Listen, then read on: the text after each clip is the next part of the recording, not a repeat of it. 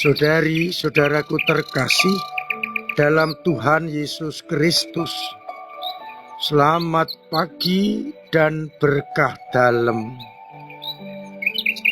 Kita berjumpa kembali dalam renungan harian Jumat 31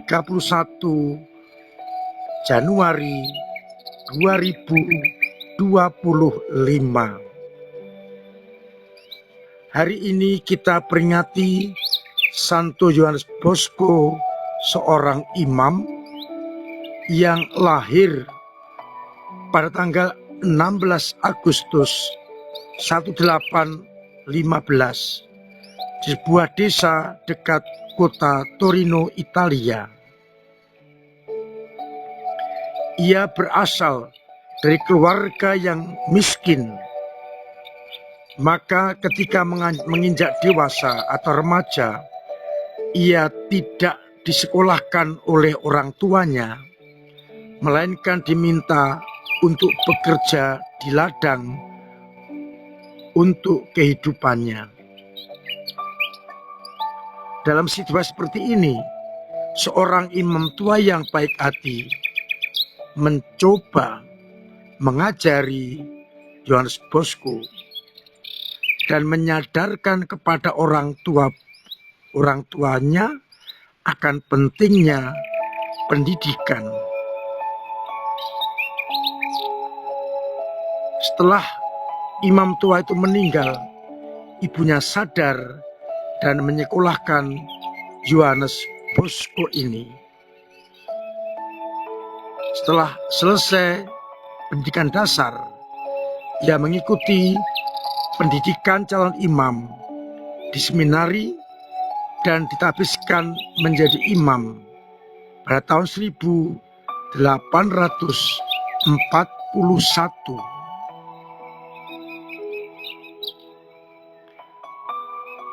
Sebagai imam, ia mengabdikan dirinya untuk kaum muda. Ia membuka sebuah perkumpulan yang menampung anak-anak muda yang terlantar, buta huruf, dan miskin.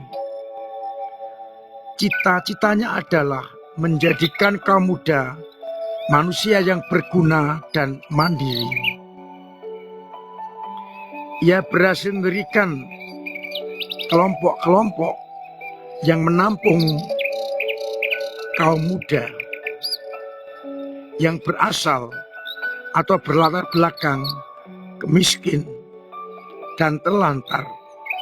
1.000 orang berhasil dikumpulkan dan mendidik mereka dengan tanggung jawab.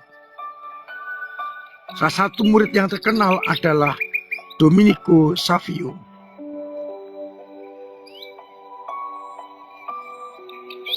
Keberhasilan ini membakar niatnya untuk terus bersemangat memperluas karya-karyanya. Ia mendirikan sebuah rumah yatim piatu dan asrama. Dengan demikian, para pemuda dapat tinggal bersama dan belajar serta mempertebal iman. Juga berbagai keterampilan diberikan untuk bekal hidup mereka. Ia mengubah dapur di rumahnya menjadi sebuah bengkel sepatu dan bengkel kayu. Dan ini menjadi sekolah teknik Katolik yang pertama. Dengan demikian, pemuda-pemuda terhindarkan dari aksi-aksi kenakalan remaja,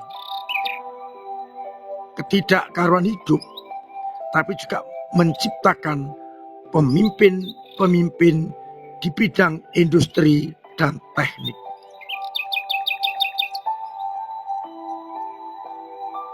Ia demi kepentingan gereja mendirikan tarekat Regius, para imam dan puder yang diberi nama Kongregasi Salesian. Dan bersama dengan Santa Maria Massarello, ia mendirikan tarekat Putri-Putri Maria. Ia berikan hidup untuk mendidik kaum muda dengan sungguh-sungguh. Ia juga menulis buku-buku agar banyak orang imannya semakin tebal. Ia berpesan agar kaum muda memberikan diri untuk gereja, bekerja, dan berdoa. Sebelum meninggal, ia menyampaikan pesannya kepada anak-anaknya. Katakanlah kepada anak-anakku, aku menantikan mereka di surga. Ia meninggal tahun 1888 pada usia 72 tahun. Kita bersyukur atas kegigihan orang kudus ini dan mohon agar semangat yang sama juga menjadi milik kita. Bacaan hari ini, bacaan pertama dikutip dari kitab atau surat kepada orang Ibrani bab 10 ayat 32 sampai 39, di mana surat mengingatkan, kalian telah menderita banyak, sebab itu janganlah melepaskan kepercayaanmu.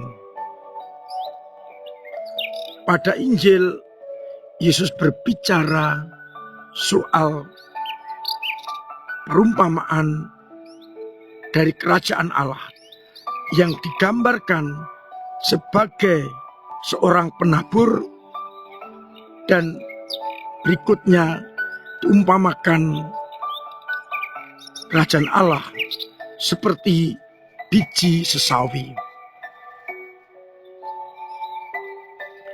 Saudari-saudaraku terkasih, kita telah memilih Kristus menjadi pegangan kita dan perjuangan kita. Konsekuensi yang kita tanggung tidaklah ringan.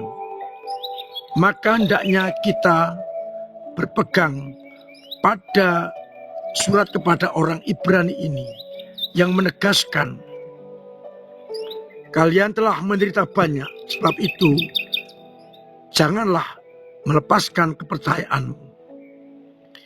Iman yang kita pegang ini kita perjuangkan mati-matian, maka jangan sampai dikalahkan oleh kuasa manapun sehingga kepercayaan kita lepas. Iman kita peroleh dengan bersusah payah, dengan berbagai macam kekuatan dan bahkan penderitaan. Maka mari kita pegang itu dengan sungguh-sungguh. Pada Injil kita diberikan jaminan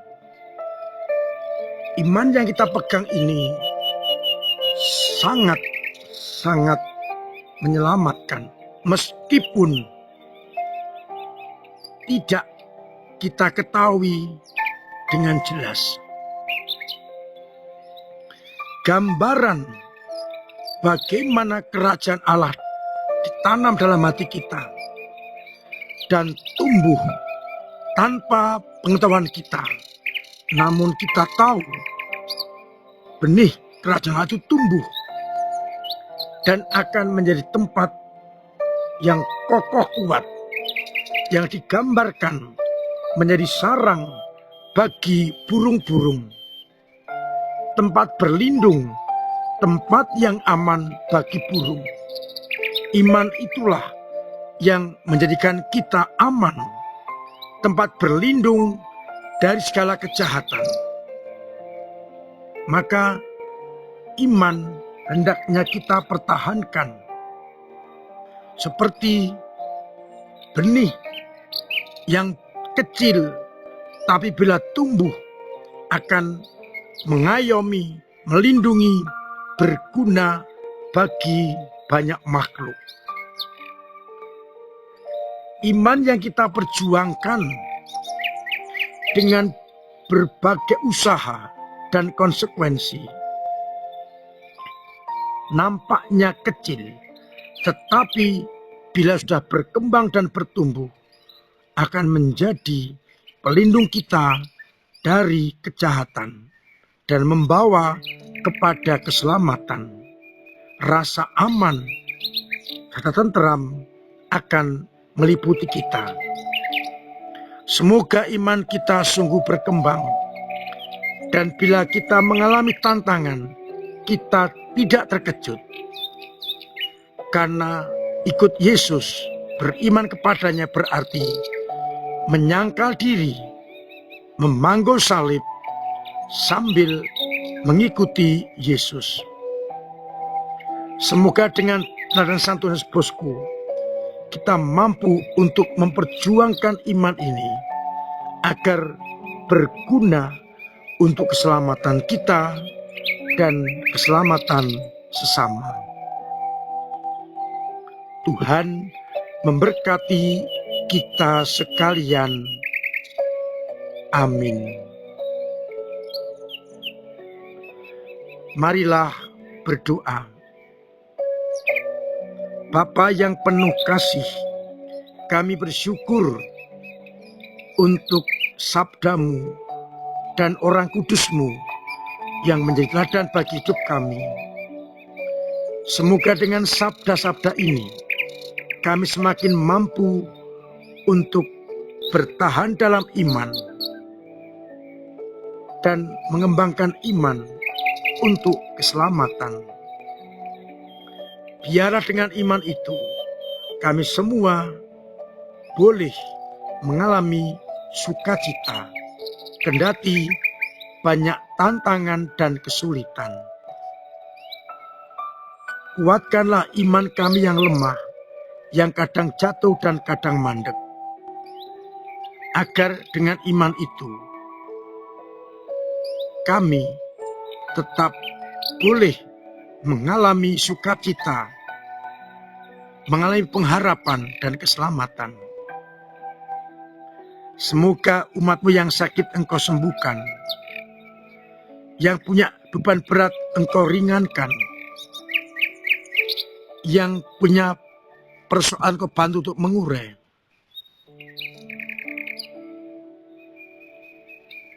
Dan yang hidupnya kesulitan, Engkau berikan perlindungan. Biarlah akhirnya semua orang tetap mengalami cinta kasih-Mu.